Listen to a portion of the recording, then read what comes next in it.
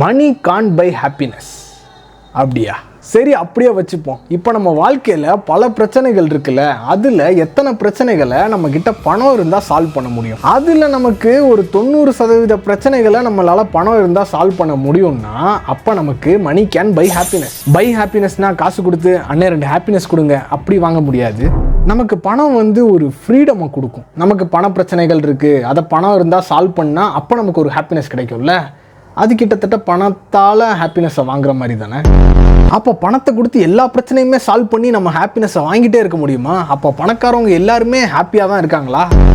பணம் நிறையா இருக்கிறவங்களுக்கு மணி கான்ட் பை ஹாப்பினஸ் தான். பார்த்தீங்களா, ஒரே விஷயம் தான், ஆனால் 2 விதமான மக்களுக்கு வேற வேற மாதிரியான. பணம் இல்லாதவங்களுக்கு மணி கேன் பை ஹாப்பினஸ், பணம் இருக்கிறவங்களுக்கு மணி கான்ட் பை ஹாப்பினஸ். ஏன் பணம் இல்லாதவங்களுக்கே கூட பணத்தினால சால்வ் பண்ண முடியாத பிரச்சனைகளும் இருக்கும்ல.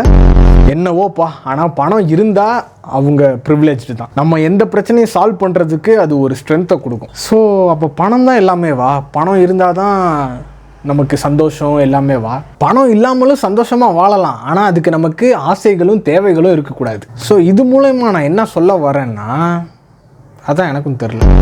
இது சும்மா இந்த மணி கான்ட் பை ஹாப்பினஸ்ன்றது என் மைண்டுக்குள்ளேயே ஓடிட்டு இருந்துச்சு. ஸோ அதோட தாட்ஸ் அப்படி உங்ககிட்ட ஷேர் பண்ணிட்டேன். இதை பற்றி நான் என்ன சொல்ல வரேன்றதை விட நீங்கள் என்ன நினைக்கிறீங்க அப்படின்றதும் முக்கியம். அதனால அதை கமெண்ட்ஸில் போடுங்க.